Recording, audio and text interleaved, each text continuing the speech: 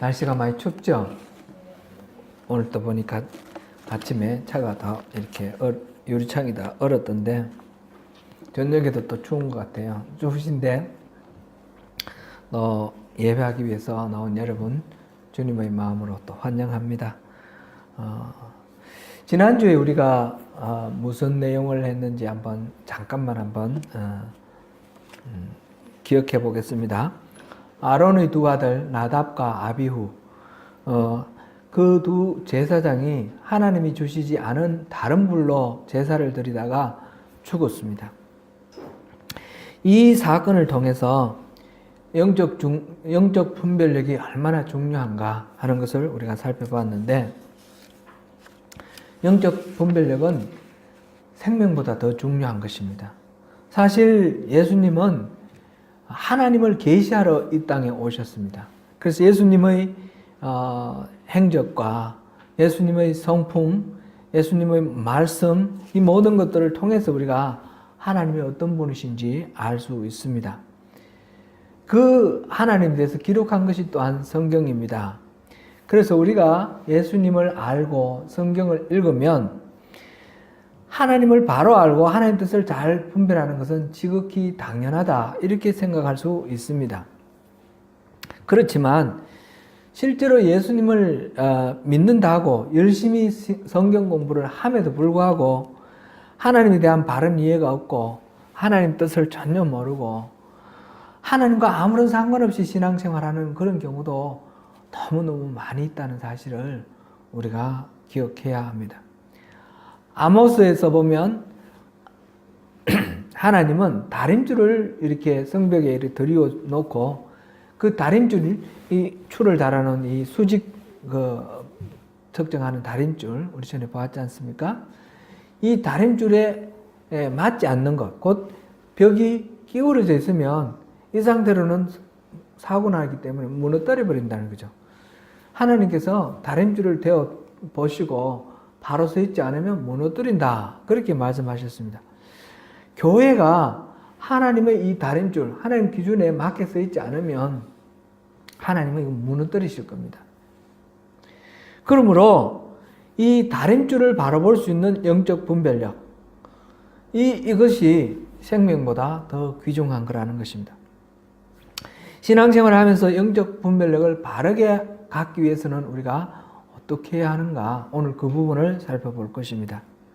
하나님께서는 우리에게 바른 영적 분별력을 갖기를 원하시고, 그래서 우리에게 이런 태도를, 이런 자세를 요청하십니다. 그것이 무엇인가? 그것은 유일하신 하나님께, 하나님으로부터 오는 칭찬, 그것만을 구하는 자세입니다. 유일하신 하나님으로부터 오는 영광, 그것을 구하는 자세입니다. 지난주에도 우리가 살펴봤는데 오늘 우리가 37절부터 보았죠. 35절, 36절을 다시 한번 읽어보겠습니다. 요한복음 5장 35절, 36절 다시 한번 읽어봅니다. 시작.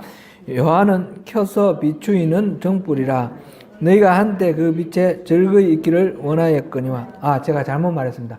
37절, 38절입니다. 35절, 36절이 아니라 37절, 38절 다시 읽겠습니다. 시작. 또한 나를 보내신 아버지께서 친히 나를 위하여 정언하셨느니라. 너희는 아무 때에도 그 음성을 듣지 못하였고 그 형상을 보지 못하였으며 그 말씀이 너희 속에 거하지 아니하니 이는 그가 보내신 이를 믿지 아니함이라. 지금 바리새인에게 예수님이 하시는 말씀이에요. 나를 보내신 아버지께서 친히 정언하시는데 하나님이 하시는 말씀이니까 무조건 진리죠. 그 내용이 뭐냐면 여러분들이 나의 음성을 들은 적도 없고 본 적도 없다라는 거예요. 여기서 우리말로는 분명하게 안 나타나는데 이 성경이 기록된 헬란 말이나 영어 번역에서는 이게 나타납니다. 이게 제가 NIV 성경 한번 읽어 보겠습니다. 37절, 38절. And the Father who sent me has himself testified concerning me. 그 다음부터입니다. You have never heard his voice, nor seen his form, nor does his word dwell in you, for you do not believe the one he sent. 지금 여기서 You have never heard his voice, nor seen his form. 그러니까 하나님의 음성을 들은 적도 없고, 현재 분사입니다. 현재 지금까지 미치는 과거에서부터 지금까지 미치는 여기서 결과, 경험 이런 걸 말하죠.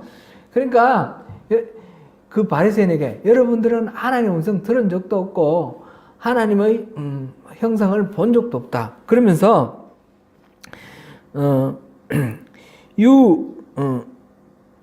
다음에 nor does his word dwell in you. 또한 그의 말, 하나님의 말씀이 여러분 안에 전혀 거하고 있지 않다. 현재 거하고 있지 않다. 이 사람들은 성경을 날이면 날마다 밤낮 가리지 않고 성경을 공부하고 말씀대로 사는 것을 자기들 생명처럼 아는 그런 바리새인입니다. 그런 바리새인들, 그들 속에 하나님의 말씀이 없다 그러면 이게 그들이 받아들이겠습니까? 절대로 그렇게 생각 안 할 겁니다. 끝에 부분에 47절도 한번 읽어보겠습니다. 46절, 47절. 시작. 모세를 믿었더라면 또 나를 믿었으리니 이는 그가 내게 대하여 기록하였습니다. 그러나 그의 글도 믿지 아니하거든 어찌 내 말을 믿겠느냐 하시니라. 모세도 믿지 않고 모세의 글도 믿지 않는데요. 이 사람들이, 바리새인들이 모세의 글을 뭐를 말합니까? 모세오경, 성경을 말합니다.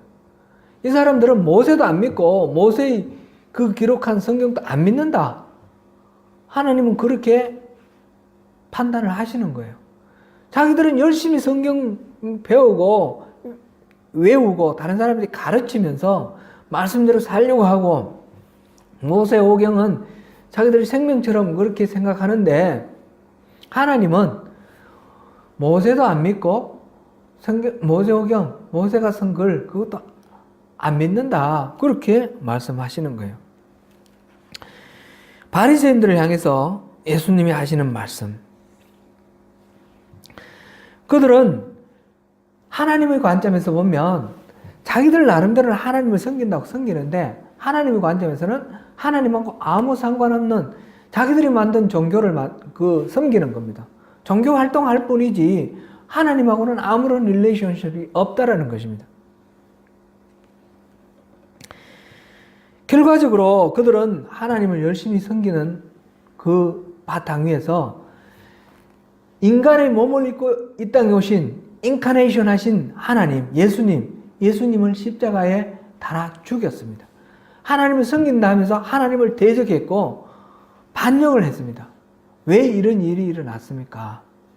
그들은 영적 분별력이 전혀 없었습니다. 그들이 영적 분별력이 없었던 이유는 무엇입니까? 그것이 오늘 우리 본문 44절, 39절부터 쭉 나오는데 44절에 결론처럼 나와 있습니다. 44절을 우리 한번 읽어보겠습니다. 시작. 너희가 서로 영광을 취하고 유일하신 하나님께로부터 오는 영광은 구하지 아니하니 어찌 나를 믿을 수 있느냐. 서로 영광을 구하고 하나님으로부터 오는 영광은 관심이 없습니다. 그러니까 예수님이 하나님이 이 땅에 오셨는데 알지도 못하고 믿지도 않고 오히려 대적하는 그런 결과가 됩니다. 하나님의 그 마음을 알고 하나님 성품을 알고 하나님에 대해서 제대로 이해하기 위해서 바른 영적 분별력을 갖기 위해서 필요한 첫 번째 요소, 이거는 하나님께로부터 오는 영광을 구하는 자세. 오직 유일하신 하나님께로부터 오는 영광을 구하는 자세. 오직 하나님의 인정과 하나님의 칭찬만 구하는 그 자세.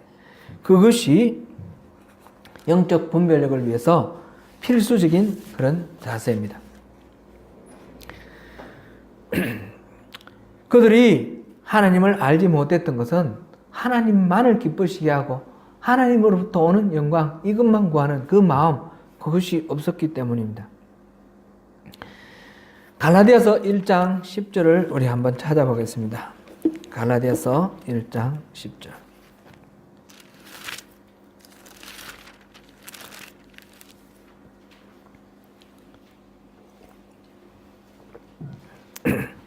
같이 한번 읽어보겠습니다. 시작.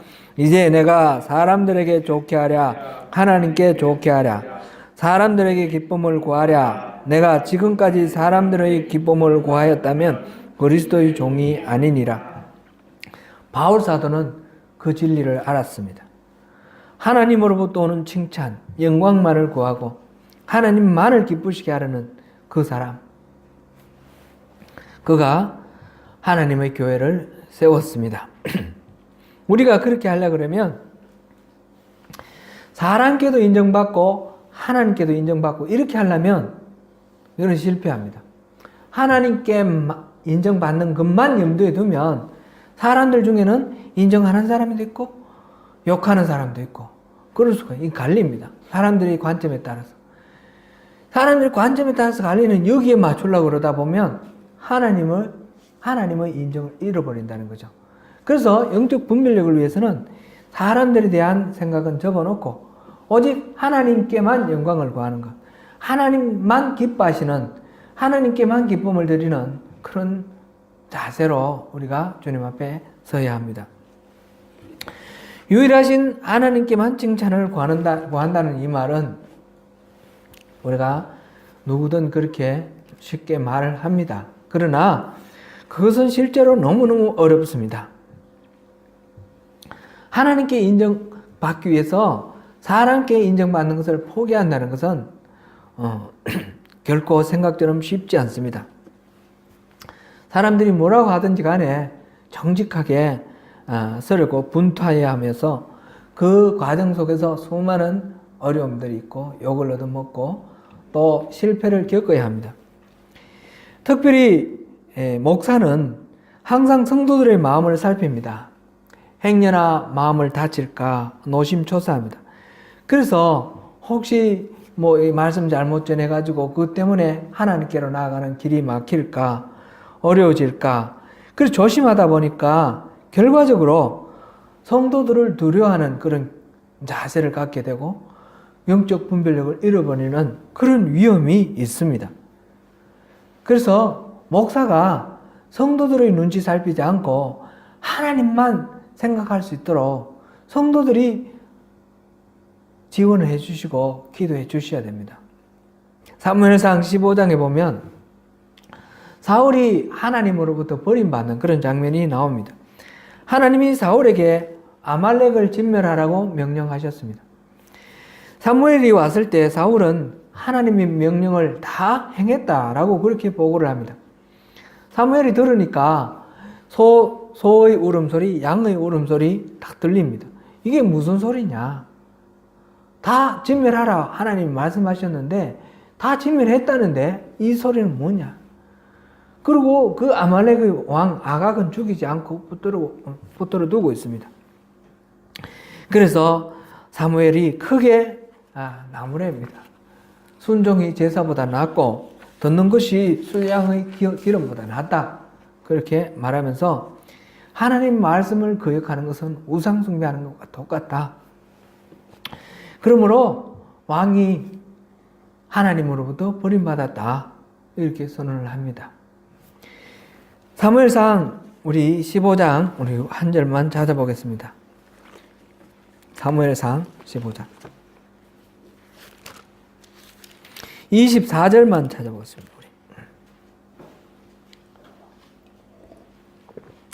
그렇게 왕에게 하나님으로부터 당신은 버림받았습니다 라고 얘기를 했는데 그 말 듣고 사울이 뭐라고 하는지 한번 보겠습니다.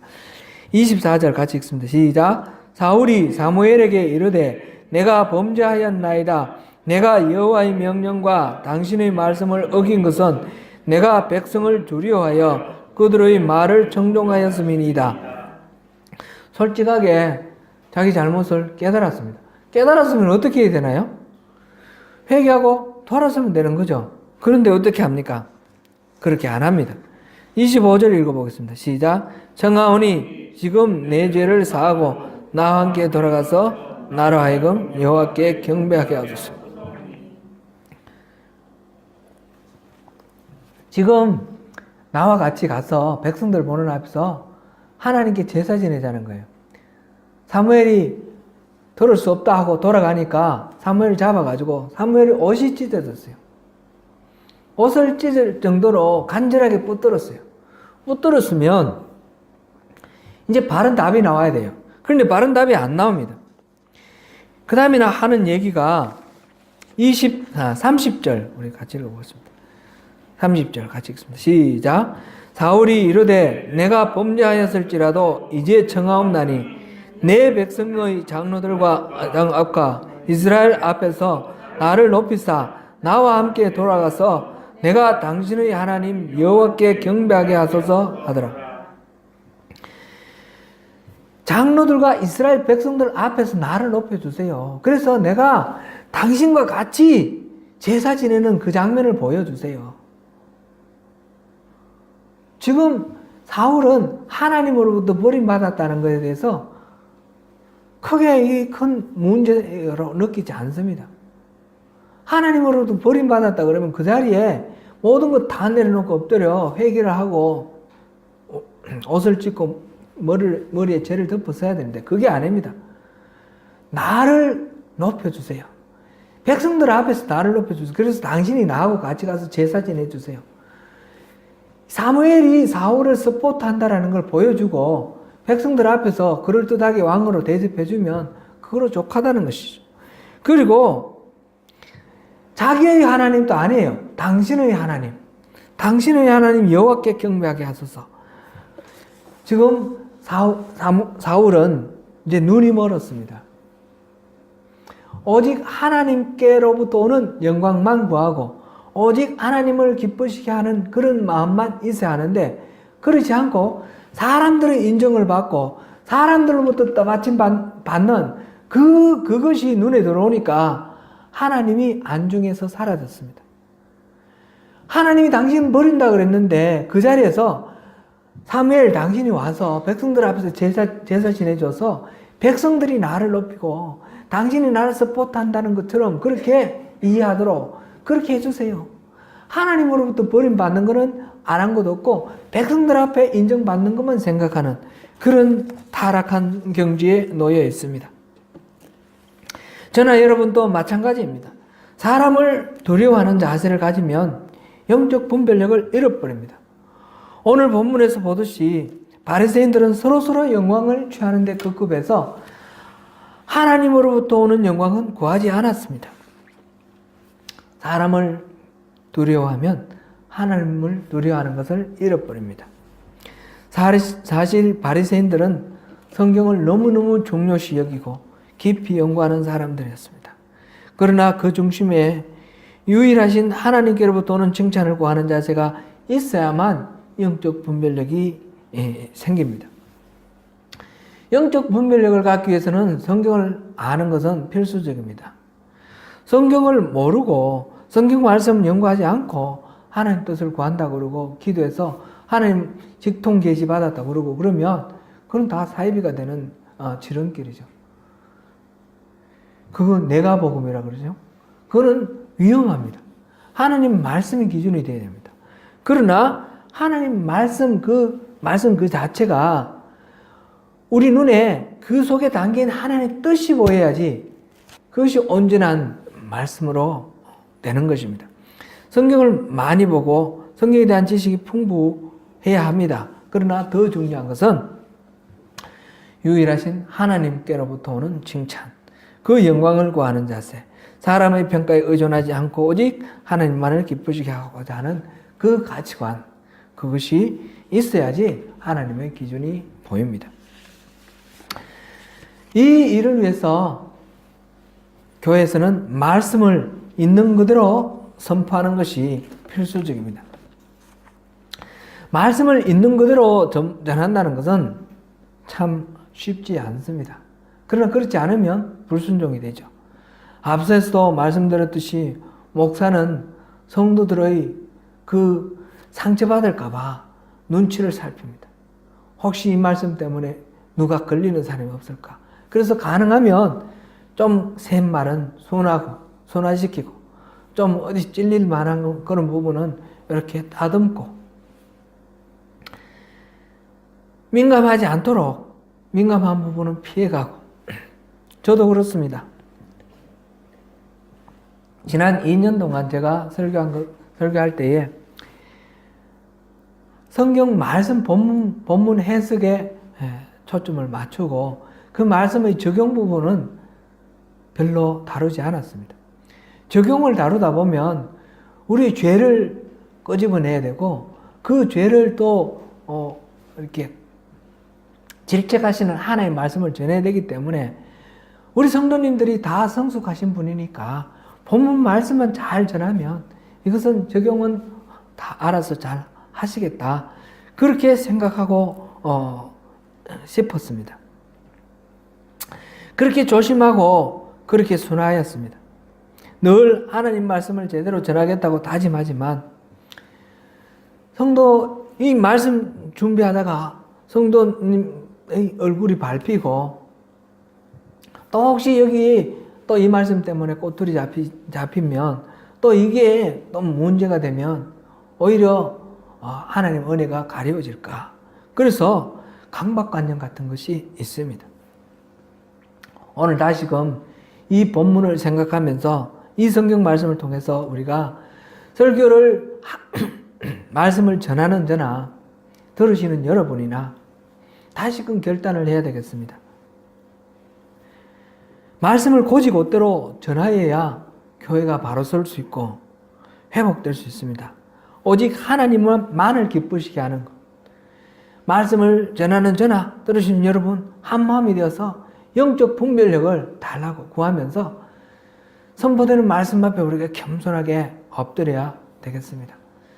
이제 말씀 전하면서 오해하시는 부분이 많이 있는데 이 설교를 목사가 무슨 교장 선생님 후나 말씀하시는 것처럼 그렇게 받아들이는 경우가 있습니다. 목사가 자기가 생각하는 어떤 가치관, 관점을 가지고 좋은 말씀을 이렇게 전해주고 이렇게 살아라 저렇게 살아라 권면하는 거로 그렇게 생각하고 자기는 저렇게 못 살면서 무슨 저런 소리를 하냐 이렇게 받아들일 때도 있고 또 나한테 무슨 억하심정이 있어서 저런 말씀으로 나를 찌르냐 이렇게 생각하시는 경우도 있습니다.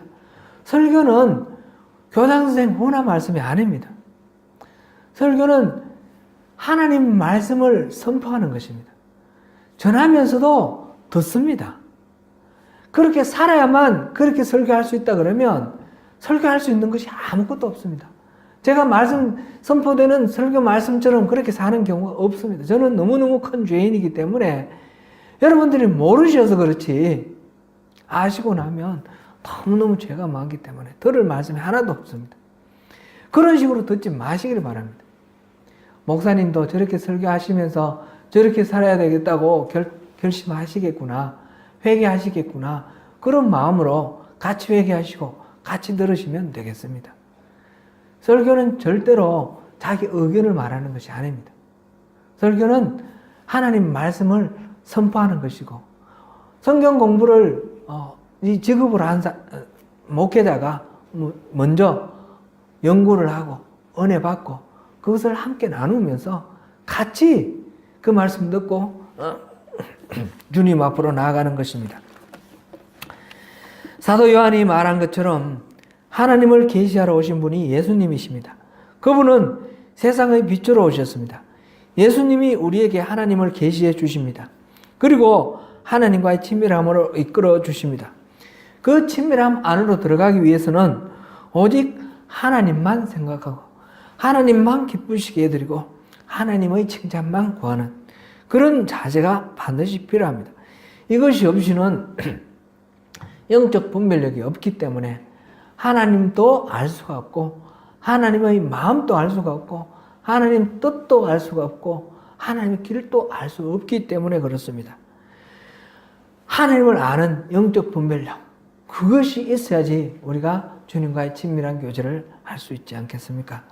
사랑하는 성도 여러분, 회복되어야 할 교회의 모습 세 가지를 말씀드렸습니다. 요한복음 17장 예수님의 그 대제사장의 기도 통해서 세 가지를 말씀드렸습니다.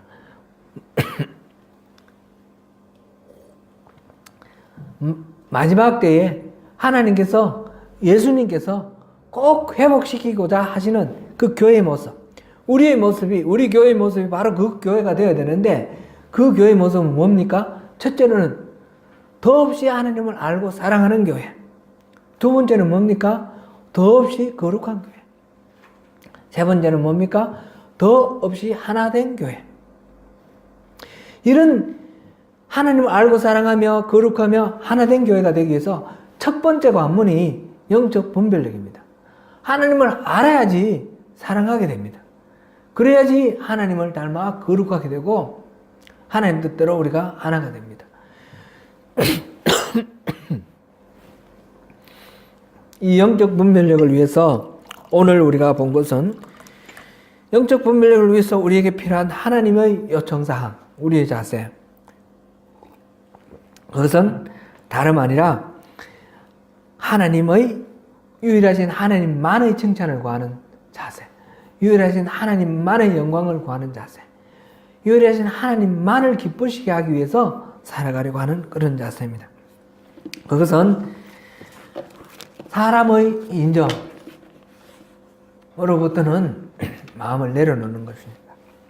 경우에 따라서는 욕을 얻어먹을 수도 있고 경우에 따라서는 배척당할 수도 있고 예수님은 그것 때문에 십자가에 달려 죽으셨습니다. 사도들은 하나님의 영광만을 구하다가 사람들로부터 다 순교당했습니다. 사랑하는 성도 여러분, 오늘 이 말씀을 마음에 새기고 하나님으로부터 칭찬받고 하나님의 영광을 얻기 위해서 주님께 더 가까이 나아가고 주님을 기쁘시게 되므로 주님과 친밀한 교제를 이루면서 주님의 성품과 뜻을 알고 길을 알고 그 마음을 알고 주님과 온전한 연합을 이루는 저와 여러분이 되시기를 축원합니다.